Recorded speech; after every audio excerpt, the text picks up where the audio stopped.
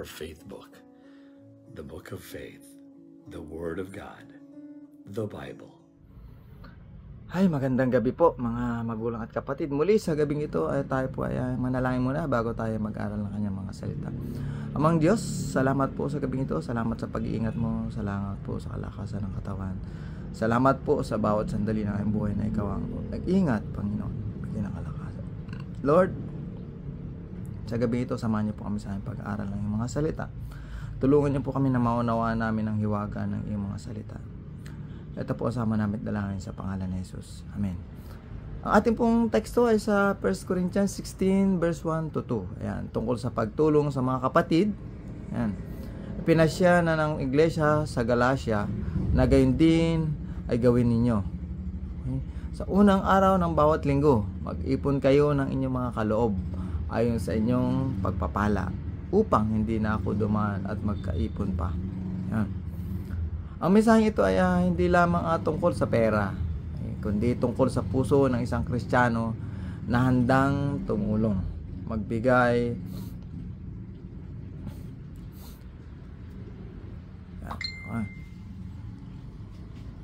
at sumuporta sa gawain ng Diyos. Okay? Ang pagbibigay ay bahagi ng pananampalataya. Okay? Makikita natin sa talatang ito na ang pagbibigay isang utos, hindi optional. Si Pablo ay naghihikayat sa mga taga-Korinto na gawin din ang ginagawa ng mga taga-iglesia sa Galacia. Ang regular na pag-iipon ng tulong para sa mga kapatid sa pananampalataya. Hindi ito one-time giving, kundi regular tuwing unang araw ng linggo. Okay? Ibig sabihin, ang pagbibigay ay bahagi ng ating pagsamba. Hindi lang ito isang bagay na ginagawa kapag may natira o kapag may sobra, kundi ito ay isang disiplinang espiritual. Okay? Katulad ng pananalangin, pagbabasa ng salita at pagsamba. Ang pagbibigay ay nagpapakita ng ating tiwala sa Diyos. Okay? Pangalawang puntos, magbigay ayon sa pagpapala. Sabi ni Pablo, ayon sa inyong pagpapala. Ibig sabihin, ang pagbibigay ay hindi sa pilitan, kundi ayon sa kakayanan, okay?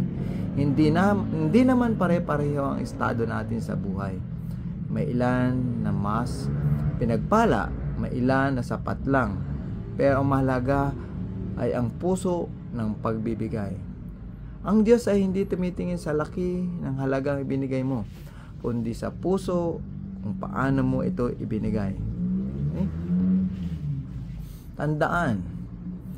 Tandaan natin ang kwento ng babaeng balo sa templo. Maliit lang ang kanyang inihulog, pero siya ang pinuri ni Jesus. Dahil ibinigay niya ang lahat ng meron siya mula sa kanyang puso. Okay. Pangatlo, ang pagbibigay ay dapat planado at masinop. Sabi sa talata, mag-ipon kayo ng inyong mga kaloob upang hindi na ako dumaan at magkaipon pa. Okay? Makikita natin dito na si Pablo ay nais na handa na ang mga kaloob bago pa siya dumating. Okay? Ibig sabihin, ang pagbibigay ay hindi pabigla-bigla o biglaan, kundi pinagplanuhan. Okay? Minsan kasi nagbibigay lang tayo kapag may emotional appeal o kapag may event. Pero sinasabi ni Pablo, gawin nating lifestyle ang pagbibigay. Planado, consistent, at kusang loob. Sa panahon natin ngayon, marami nang kailangan, hindi lang sa pera, kundi sa tulong, sa dasal, sa oras. Okay? Tanungin natin ang ating sarili, may puso ba ako ng pagkakawang gawa? Ako ba ay regular na nagbibigay para sa gawain ng Diyos?